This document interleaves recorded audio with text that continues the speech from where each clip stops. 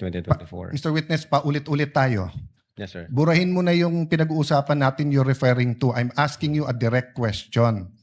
Yes, Sa sir. November 23, meron o wala bang statements na you will consider in your professional as a lawyer and as an NBI agent in charge of investigating this?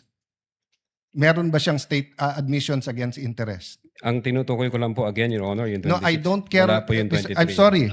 I don't care, Mr. Presiding Officer, kung anong tinutukoy mo. I'm asking you a direct question. November 23, video. Meron o wala siyang admissions against her interest doon? Attorney Lutok, yes, no, I do not know, I do not remember. We're referring to November 23, not 26. Yeah, I do not know, sir. Ang Oh, you do not know. ang nire-refer ko na Don't tell me admission- na. So you do not know. Okay. When she said, kung papatayin ako, may kausap na ako, patayin niyo yung tatlo. Is that an admission against interest? Yes or no? Based on that utterance, sir, yes, I think so. Yes. O kakasabi mo lang kanina, I don't know. Ngayon, yes. O ano pa? Ano pa sa video na yon na admission against interest? Meron o wala? Or I don't know? Yung utterances na yun, sir, ang Sir, bukod nga doon. to me, sir, yung utterances na yun, that's admission against Sir, interest. klaro na yon. Tinanong ka na ng presiding officer, sagot mo, I don't know. Tinanong kita ng diretso na sa video, biglang you know, biglang sasabihin mo na yun utterance na yon. So ang tanong ko na ngayon, bukod doon, aside from that, Sir, ulitin ko po yung sagot ko. no, you don't need to answer. Yung sinabi ko po na No, I'm admission asking against you, interest. aside from the utterance, the statement, na kung papatayin nila ako, patayin sila, is there any other utterance during in that video that you would consider admission against In so far interest? as I remember, wala na po yun. Wala na, okay. When the Vice President said, yung pinamigay sa DepEd, isn't that an admission against her interest kung may pinamigay?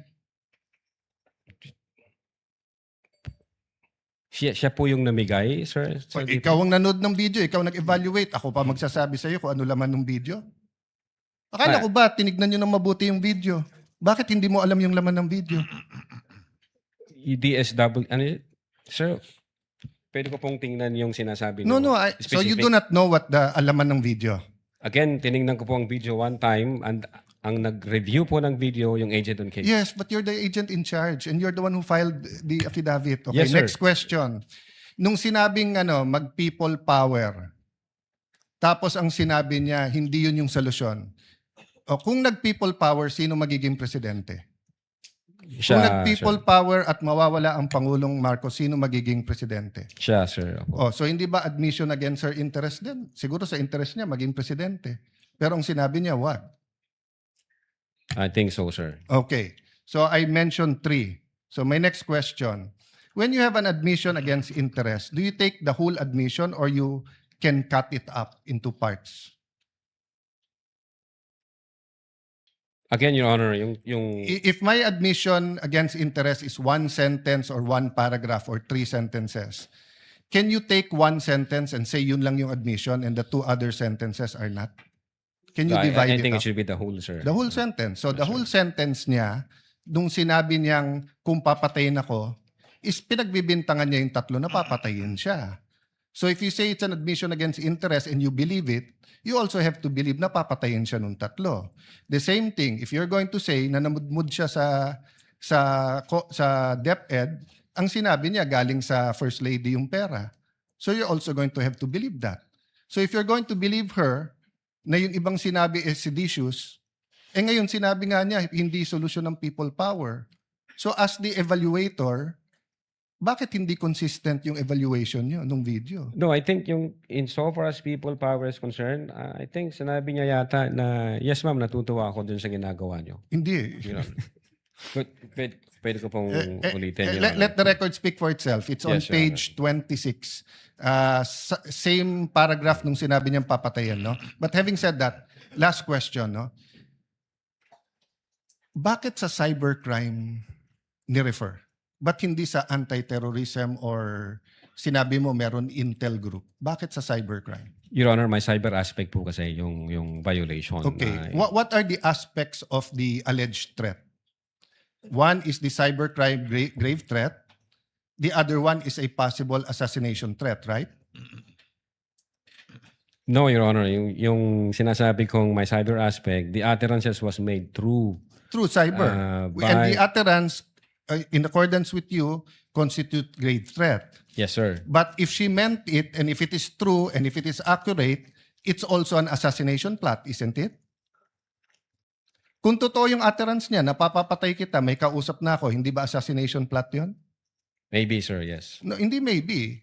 NBI kayo nag-aano eh. May nagsabi sa presidente, papatayin kita. How much plain can that be as an assassination plot? That's why, sir, may validation process. That's sir. why may validation. Kaya yung tanong ko, ano ba mas mabigat, yung assassination plot o yung cyber aspect? No, Your Honor. No, diretso yung tanong. Hindi no. Anong mas mabigat? It's a direct question.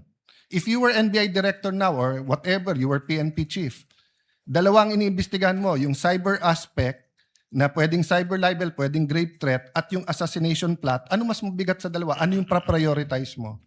Your Honor, yung cyber aspect, based on the law, mag-a-add siya ng 1 degree higher doon sa... So, magdidebate tayo kung anong higher, papabayaan mong mapatay ang presidente. Kindly wind up, Senator Yes, Judge I'm Allen. winding up. The point I want to make, Mr. President, is whether I was the PSC, the Executive Secretary, NBI, or an ordinary citizen, my first concern is wag mapatay ang presidente.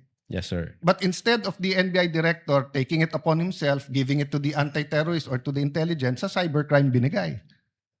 Your Honor, again, uulitin ko, yung utterances was made through information and So, communication technology. Kaya may I hope if jurisdictional any one of my cybercrime colleagues here division. become president, magbago yung attitude ng NBI. Mas importante pala cyber kaso sa buhay ng presidente.